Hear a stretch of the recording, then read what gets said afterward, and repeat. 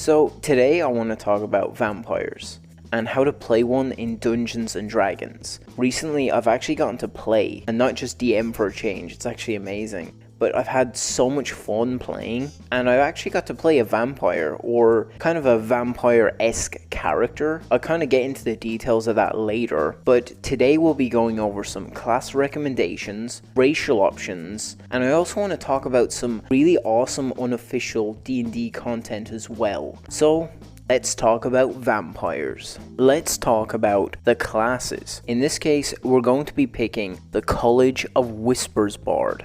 In truth, the College of Whispers teaches its students that they are wolves amongst sheep. These bards use their knowledge and magic to uncover secrets and turn them against others through extortion and threats. So let's begin with their abilities. First of all, the words of terror. If you speak to a humanoid alone for at least 1 minute, you can attempt to seed paranoia into its mind. If that doesn't sound like a vampire, I actually don't know what would. On top of it, we're going to be talking about the Mantle of Whispers. When a humanoid dies within 30 feet of you, you can magically capture its shadow using your reaction. You can use this shadow as an action. When you do so, it vanishes, magically transforming into a disguise that appears on you. You now look like the dead person, healthy and alive. While you're in its disguise, you gain access to all information that the humanoid would freely share with a casual acquaintance. The information is enough that you can pass yourself off as the person by drawing on its memories. And lastly, let's talk about shadow lore. You gain the ability to weave dark magic into your words and tap into a creature's deepest fears.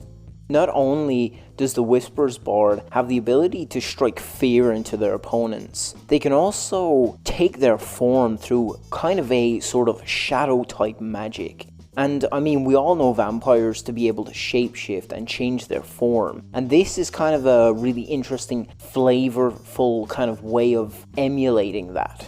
And that's not to mention the charming and deceptive qualities that any bard can really bring to the table. Let's not forget that they get expertise, and they're definitely one of the better classes when it comes to more social aspects.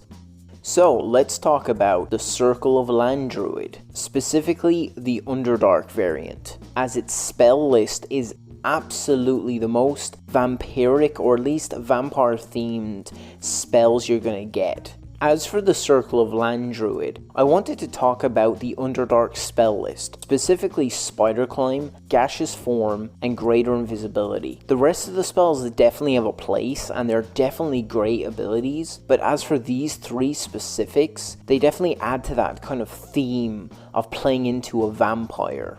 As for Spider Climb, we always think about vampires clinging from the ceiling, like a vampire bat, crawling and stalking its prey through the shadow, along the walls and ceilings, having their hands free and then scooping you up into that dark place. Not to mention, if you've ever heard of a vampire turning into a misty cloud, well, here it is. Gaseous Form transforms your body into this incorporeal mist. And of course, Greater Invisibility. Vampires are inherently stalkers in the night, seeking out prey to feed their insatiable bloodlust. Being unseen is just all part of their game, all part of the hunt. And around 10th level, we gain Nature's Ward. You can't be charmed or frightened by elementals or fae, and we all know that fae are natural enemies to that of vampires. You're also immune to poison and disease, which also adds to that undeathly character. And maybe for a second, we think about Insect Plague. Perhaps we could reflavor it and make them bats instead. And of course, you're a druid, so it allows you to polymorph into different types of creatures. As for vampires, they usually have the ability to transform into werewolves, bats, or rats. So this works perfectly. So before I continue, I'd like to mention that I've done a video on how to make a werewolf in D&D, and I'll link that down below if you want to give it a watch. I'd really appreciate it. So let's talk about the Pact of the Undead Warlock. You've made a pact with a deathless being, a creature that defies the cycle of life and death, forsaking its mortal shell so it might eternally pursue its unfathomable. Having once been mortal themselves, these ancient undead know firsthand the paths of ambition and the routes past the doors of death. They eagerly share their profane knowledge, along with other secrets, with those who work their will among the living. They gain an ability called the Form of Dread. You manifest an aspect of your patron's dreadful power. As a bonus action, you transform for 1 minute. The appearance of your Form of Dread reflects some aspects of your patron. So in this case, it could be kind of like a vampiric lord. You gain temporary hit points, you become immune to the frightened condition, and then you can also create this aura that frightens people as long as they're within it. And not to mention that Marisha Ray plays the character Lodna in the Critical Role Campaign 3, so we kind of have a very good example of someone playing this. Of course, they are mixed with a kind of like a shadow sorcerer as well, and that's actually a really good point. What if you were to play a sort of shadow sorcerer, pick up those spells that I'd mentioned with the druid, and I feel like you could make a really good class. As well, the fact that they can summon a shadowy hellhound definitely has a bit of flavor to it there as well. Not to mention, you could pick up the Swarmkeeper Ranger and have a swarm of ravens or bats or maybe rats at your command. And not to mention the Oath of Conquest Paladins, who could make a conquest for your vampiric lord, your vampiric queen, to storm the lands. Next, I want to talk about the races, and in this case, I want to go over a few choices that are a little bit more off the wall, and then we'll get to my number one choice. So, we start with the lizard folk. In battle, you can throw yourself into a vicious feeding frenzy. As a bonus action, you can make a special attack with your bite. If the attack hits, it deals its normal damage of 1d6 plus your strength modifier, and you gain temporary hit points equal to your constitution modifier. This kind of emulates that kind of vampiric bite, so that's kind of why I added it to here. As for my second choice, I decided to go with something as such as the changeling. You determine the specifics of the changes, including your coloration, hair length, and sex, as you can change your appearance and your voice to shapeshift into a different type of humanoid. You can't duplicate the appearance of a creature you've never seen, and you must adapt the form that has basically the same anatomy as your character, and your clothing doesn't change as well, so that's something to take into consideration. They tend to focus more around charismatic traits, and this perfectly fits that kind of charming shapeshifter that is the vampire. You could go for more of a bestial vampire and go for a shifter. I talk about this race more in my how to play a werewolf video, and I'll link it down below if you'd like to give it a look. But finally, we talk about the race, or in fact, the lineage that is the Dhampir. So recently I've actually gotten to play D&D, and in this case I actually got to play a Dhampir, so I can kind of tell you from experience what kind of abilities they have, and in most circumstances I've actually used most of them. So the Dhampir actually doesn't need to breathe. This came in handy when the cave we were in at the time started to gather fumes from the fire within, and so I could sort of walk around and it didn't bother me while everyone else had to kind of leave. So that was quite useful. You could always fight underwater. Especially as a ranger, you do get an innate swimming speed later, so that could really come in handy.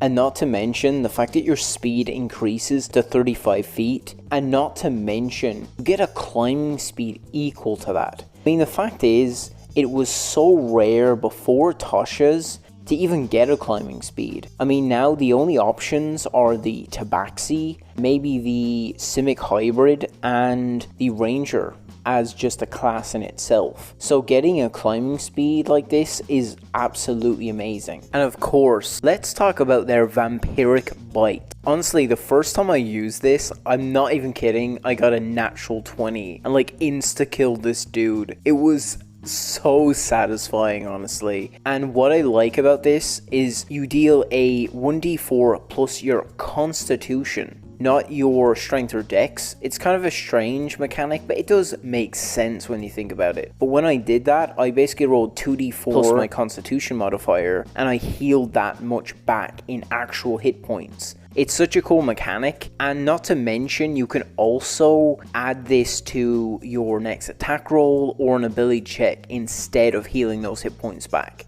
You can only do this a number of times equal to your proficiency bonus, but as you level you gain more uses, so that's always a good thing. And at about 3rd level, your climbing speed actually gets better. Like, I'm serious. You know spider climb, as I had mentioned before? Well, basically you get that, but it's not a spell, you just can do it. It's an innate ability. This has been absolutely incredible for the fact that I'm also playing a Gloomstalker Ranger. So let me paint you a picture. The Gloomstalker gives you a dark vision, and if you already have one, it gives you extra on top of it. And not to mention, when you're in the dark and creatures rely on dark vision, they can't see you within that darkness. The Gloomstalker also increases your initiative, and if you go first in that initiative, you can gain basically an extra attack that deals 1d8 damage. Plus you gain an additional 10 feet when you go first in initiative. So imagine having 45 movement while clinging to the ceiling. Quite literally recently, I was bound to a chair, no armor or weapons, and I was surrounded by 5 doppelgangers. They were impersonating my friends. My character, Alexander, attacked and basically bit into one of these dudes. And then I casted Zephyr Strike and ran to the ceiling. And they had no way of getting to me. It was actually such an awesome plan, and through a bit of shenanigans, a bit of magic items, I managed to help the wizard, and by the end I was crawling on the wall like a mad lizard spider type thing while the wizard clung to my back. It was just such a mad scene. Even the DM just didn't know what to do. It was such a weird situation. Seriously, if you ever get to play a Dhampir, I highly recommend playing a Gloomstalker. Absolutely fantastic combination.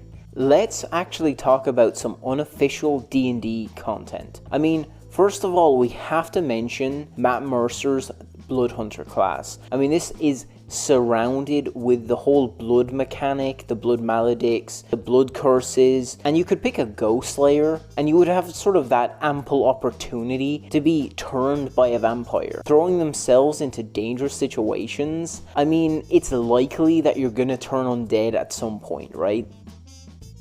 This is called Grim Hollow. I mean, you might have heard about it around the internet at some point. There's this kind of like subscription service that they're doing. It's like Fables or something. I haven't actually looked into that myself, but I definitely would recommend their stuff. So this stuff is definitely got that grim dark fantasy, if you're looking for that kind of thing, that is. In this case, we're gonna kind of briefly look over the Pact of the First Vampire. In the case of the first vampire, we gain a dark vision, and if you already have one, it kind of improves it. You also have kind of a polymorph ability that allows you to turn into a wolf or a bat, which is kind of cool, and you retain your intelligence, charisma, and wisdom scores, so you're kind of more similar to the druid, you know? You also get this kind of life drain ability that has kind of a similarity to sort of a paladin and their smites, and it kind of deals necrotic damage instead, and it kind of emulates that kind of vampiric power to like suck the life force out of a creature, you know?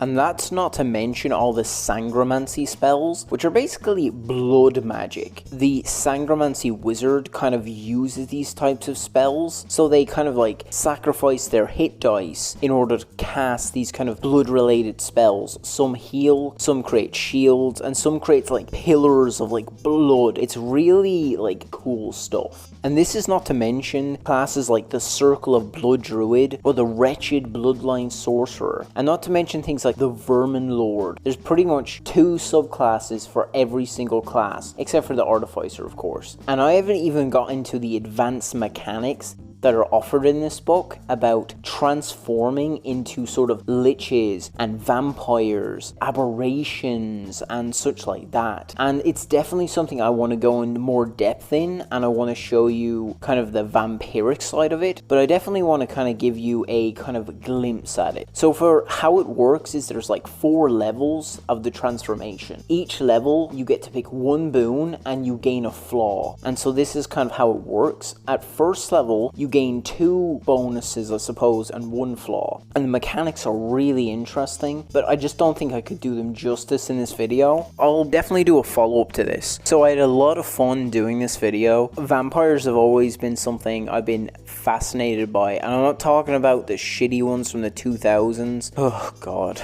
But I'm talking like Dracula. I mean, I used to dress up during Halloween as Dracula. I swear, like 2 or 3 years running. I'll most definitely do a more in-depth video on the transformations, and on my next video I'm going to be making a Dhampir bard.